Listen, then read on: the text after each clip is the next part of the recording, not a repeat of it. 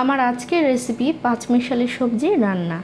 আমি কয়েকভাবেই এই পাঁচমিশালি সবজি রান্না করে থাকি, সেরকমই একটা প্রসেস বা রেসিপি আপনাদের সাথে আজকে শেয়ার করব। খুবই ইজি এবং খুব কম সময়েই এটা রান্না করা হয়ে যায়। আশা করছি যারা সবজি খেতে পছন্দ করেন তাদের কাছে আজকের এই রেসিপিটি ভালো লাগবে। পাঁচমিশালি সবজি রান্না করার জন্য এখানে আমি নিয়েছি 5 রকমের সবজি। তার মধ্যে আছে পেঁপে, বরবটি, পটল, বেগুন এবং মিষ্টি কুমড়া। সবজিগুলোকে আমি মোটামুটি সেম সাইজ করে কেটে নিয়েছি।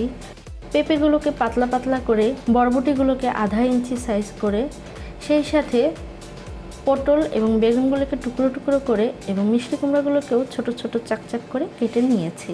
চুলার উপরে একটা হাঁড়িতে প্রথমে শক্ত শক্ত সবজিগুলো অ্যাড করে দিচ্ছি। এই সবজিগুলোকে আমি প্রথমে হালকা সিদ্ধ করে নিব। শক্ত সবজির মধ্যে বেগুন ছাড়া সবগুলো সবজি আমি এখানে অ্যাড করছি, অর্থাৎ পেঁপে, বরবটি, মিষ্টি কুমড়া এবং পটল। বেগুনটা সিদ্ধ হতে যেহেতু কম সময় লাগে, তাই বেগুনটাকে আমি সব কিছু একটু সিদ্ধ হলে পরে অ্যাড করে নিব।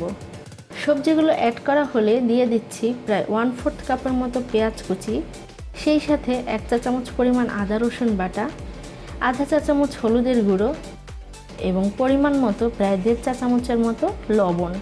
আরও দিয়ে দিচ্ছি সিদ্ধ হওয়ার জন্য প্রায় 1 কাপ পরিমাণ পানি। পানির সাথে সবজিগুলোকে একবার নেড়েচেড়ে মিশিয়ে নিচ্ছি। এগুলোকে আমি আধা সিদ্ধ করে নেব। মেশানো হয়ে গেলে চুলার আঁচটাকে মিডিয়ামে রেখে এটাকে ঢেকে দিব জাস্ট 20 মিনিটের জন্য। ঢাকনা উঠিয়ে নিলাম প্রায় 20 মিনিট পরে। সবজিগুলোকে একবার নেড়েচেড়ে মিশিয়ে নিচ্ছি। এই সবজিগুলো কিন্তু মোটামুটি আধা সিদ্ধ হয়ে এসেছে। এর থেকে বেশি আমি আর সিদ্ধ করব না, কারণ এই সবজিটাকে আমি পরবর্তীতে বাগার দেব, এতে করে বাকিটা রান্নাও হয়ে যাবে। এখন দিয়ে দিচ্ছি সেই টুকরো টুকরো করে রাখা বেগুনগুলোকে দিয়ে সবজির সাথে একবার নেড়েচেড়ে মিশিয়ে নিচ্ছি। বেগুন সিদ্ধ হতে খুব বেশি সময় লাগবে না, তাই এটাকে সবশেষেই অ্যাড করে নিয়েছি। বেগুনটাকে দিয়ে সবজির সাথে নেড়েচেড়ে মিশিয়ে নিয়ে এটাকে ঢেকে দিব জাস্ট 5 মিনিটের জন্য। ঢাকনা উঠিয়ে নিলাম 5 মিনিট পরে। একবার নেড়েচেড়ে সবজিগুলোকে মিশিয়ে নিচ্ছি। সবগুলো সবজি মোটামুটি সিদ্ধ হয়ে গিয়েছে। এবারে চলে যাচ্ছি সবজিটাকে বাগার দিয়ে নিতে। বাগার দেওয়ার জন্য একটা কড়াইতে গরম করে নিচ্ছি 1/4 কাপের মতো তেল।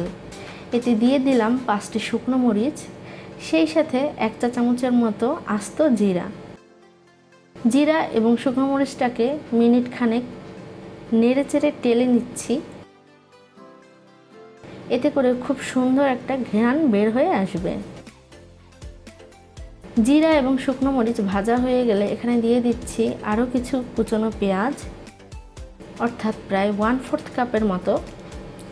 পেঁয়াজটাকে নেড়েচেড়ে ভেজে নিচ্ছি। পেঁয়াজের রঙটা হালকা সোনালি রং হয়ে আসতে আসতেই এখানে দিয়ে দিচ্ছি আমার সিদ্ধ করে রাখা সব সবজি। আমি এখানে আমার পছন্দ মতো সবজিগুলো রান্না করছি। আপনারা চাইলে অন্য যে কোনো সবজি এখানে অ্যাড করতে পারেন বা কিছু সবজি বাদও দিতে পারেন। সবজিটাকে দিয়ে বাগারের তেল পেঁয়াজের সাথে নেড়েচেড়ে ভালোভাবে মিশিয়ে নিচ্ছি, অর্থাৎ বাগারের ফোড়নটা সবজির সাথে খুব ভালোভাবে মিশিয়ে নিতে হবে।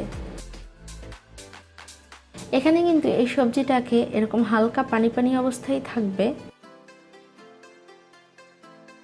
এখন এখানে দিয়ে দিচ্ছি 5 থেকে 7টি কাঁচামরিচ এবং সেই সাথে এটার টেস্ট আরও বাড়ানোর জন্য প্রায় 1 চা চামচ পরিমাণ চিনি। চিনিটা আপনারা না চাইলে এটাকে বাদও দিতে পারেন।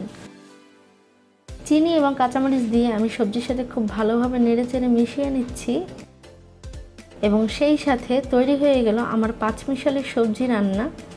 চুলার আঁচটা বন্ধ করে দিয়ে এটাকে সার্ভ করে নিচ্ছি একটি বাটিতে। আলুর তারতম্যের কারণে এটার ছবি ভালো না আসলেও এটার টেস্ট ছিল খুবই মজার।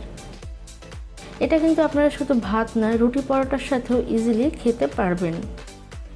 আশা করছি যারা সবজি পছন্দ করেন তাদের আজকের আমার এই রেসিপিটি ভালো লাগবে।